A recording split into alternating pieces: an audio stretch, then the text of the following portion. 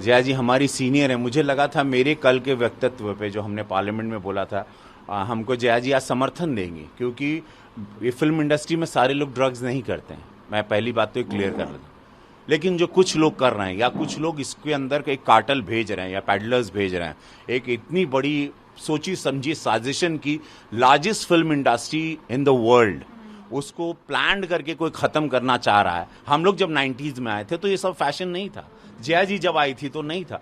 तो हम लोग अगर आवाज नहीं उठाएंगे तो कौन आज मैं चाह रहा था कि जया जी मेरा समर्थन करें, या तो उन्होंने मेरा व्यक्तित्व तो सुना ही नहीं या मेरी बात सुनी ही नहीं। इंडस्ट्री को बचाने की बात, युवाओं को बचाने, कल मेरे बच्चे भी आएंगे तो किस माहौल में आएंगे? अपनी फिल्म इंडस्ट्री को, जो कि जया जी की भी फिल्म इंडस्ट्री, जितनी उनकी है उतना हक मेरा भी है इस इंडस्ट्री में। मैं उसको खोखला होने नहीं दूंगा, भले मेरी जान चली जाए, मुझे आवाज उठानी है। मैं अपने बच्चों के लिए, अपने भविष्य के लिए, अपने युवाओं के लिए, मैं फिल्म इंडस्ट्री का नाम बदनाम होने नहीं देना चाहता। कुछ लोगों की वजह से आज फिल्म इंडस्ट्री का नाम बदनाम हो रहा है कि सारे लोग ड्रग रैकेट्स में हैं, ये गलत बात है। कुछ लोग हैं लेकिन उनकी भी कमर तोड़नी है। जो कुछ लोग हैं, एक भय पैदा करना, वो सारे सप्लायर्स को, वो सारे ड्रग माफिया कार्टल्स को जो अंदर ड्रग सप्लाई कर रहे हैं और हजारों करोड़ रुपया कमा रहे हैं। ये कई हजार करोड़ का बिजनेस है, कई सारे माफियाज इसमें जुड़े हुए हैं, and we have to really take care. और इसीलिए कल मैंने पार्लियामेंट के पहले दिन ये मेरी आवाज गूंजी और मुझे समर्थन मिलने के बजाय मुझे इस तरह से जलील किया गया। Sir, I want to talk mask sir, आवाज नहीं आएगी, क्लियर नहीं आएगी, मैं साफ कर दूंगी। वो नहीं आ पा रही, कुछ प्रॉब्लम है? मेरा नाम जया बच्चन है, मैं राज्यसभा से बोल रही हूँ। सर, मैं आज इतना बढ़िया पर्सनालिटी, सुंदर पर्सनालिटी दिख रही है, तो क्या नाम का क्या नाम पूरा देश में फेम है।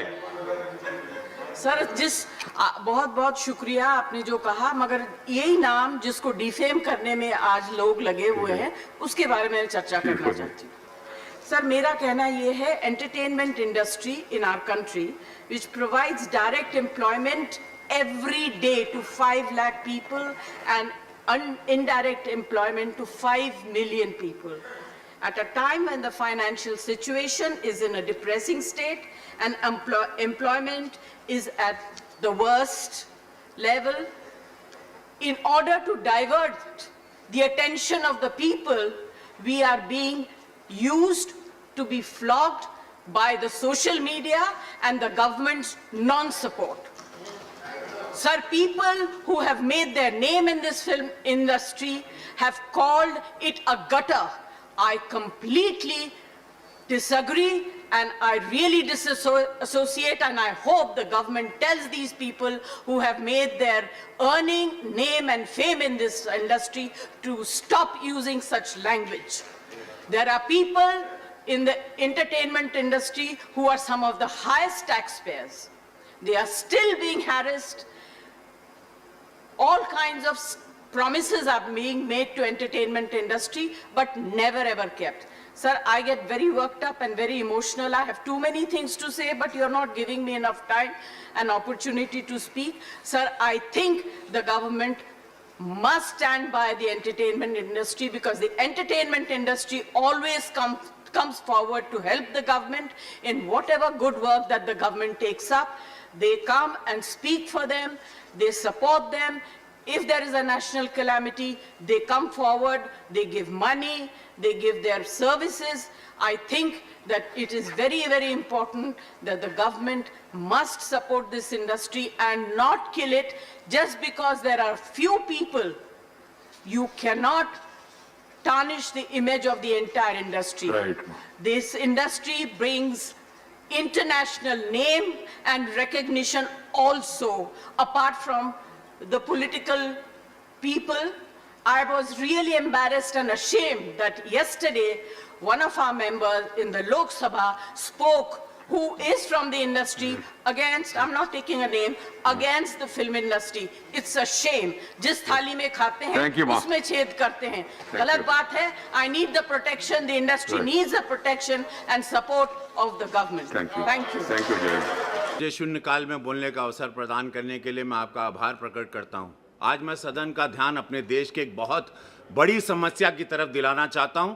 हम सब जानते हैं कि हमारे देश में ड्रग ट्रैफिकिंग, ड्रग एडिक्शन की समस्या बढ़ती जा रही है। हानिकारक दवाओं के सेवन के माध्यम से देश की युवा पीढ़ी को बर्बाद करने की साजिश रची जा रही है। मुझे दुख के साथ कहना पड़ रहा है कि इस साजिश में हमारे पड़ोसी मुल्कों का हाथ है। प्रतिवर्ष चीन और पाकिस्तान के रास्ते देश में भारी मात्रा में नशे की दवाइयों की तस्करी होती है, मंगाई जाती है, पंजाब के रास्ते, नेपाल के रास्ते।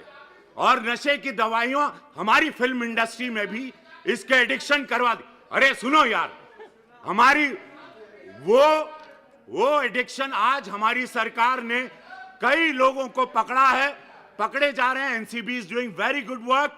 बट महोदय, दुख की बात है कि इस प्रकार की गतिविधियां हमारी इंडस्ट्री के द्वारा भी, जहां पे एक स्टारों को देखा जाता है, उनको रोल मॉडल माना जाता है, तो मैं आपके माध्यम से केंद्र सरकार से आग्रह करता हूं, अपनी सरकार से, जो हिसाब से आज हम लोग एकदम इनको चारों तरफ पकड़ रहे हैं, तो ये सख्त कार्रवाई की जाए, दोषियों को जल्द पकड़ा जाए, उन्हें उचित सजा दी जाए, तथा पड़ोसी देशों की जो साजिश है युवा पीढ़ी को बर्बाद करने की, उस पर रोक लगाई जाए। महोदय, धन्यवाद।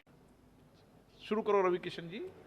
मुझे शून्यकाल में बोलने का अवसर प्रदान करने के लिए मैं आपका आभार प्रकट करता हूं। आज मैं सदन का ध्यान अपने देश के एक बहुत बड़ी समस्या की तरफ दिलाना चाहता हूं। हम सब जानते हैं कि हमारे देश में ड्रग ट्रैफिकिंग, ड्रग एडिक्शन की समस्या बढ़ती जा रही है। हानिकारक दवाओं के सेवन के माध्यम से देश की युवा पीढ़ी को बर्बाद करने की साजिश रची जा रही है। मुझे दुख के साथ कहना पड़ रहा है कि इस साजिश में हमारे पड़ोसी मुल्कों का हाथ है। प्रतिवर्ष चीन और पाकिस्तान के रास्ते देश में भारी मात्रा में नशे की दवाइयों की तस्करी होती है, मंगाई जाती है, पंजाब के रास्ते, नेपाल के रास्ते।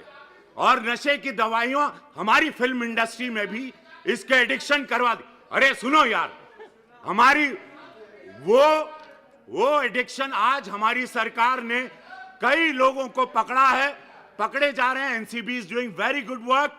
बट महोदय, दुख की बात है कि इस प्रकार की गतिविधियां हमारी इंडस्ट्री के द्वारा भी, जहां पे एक स्टारों को देखा जाता है, उनको रोल मॉडल माना जाता है, तो मैं आपके माध्यम से केंद्र सरकार से आग्रह करता हूं, अपनी सरकार से, जो हिसाब से आज हम लोग एकदम इनको चारों तरफ पकड़ रहे हैं, तो ये सख्त कार्रवाई की जाए, दोषियों को जल्द पकड़ा जाए, उन्हें उचित सजा दी जाए, तथा पड़ोसी देशों की जो साजिश है युवा पीढ़ी को बर्बाद करने की, उस पर रोक लगाई जाए। महोदय।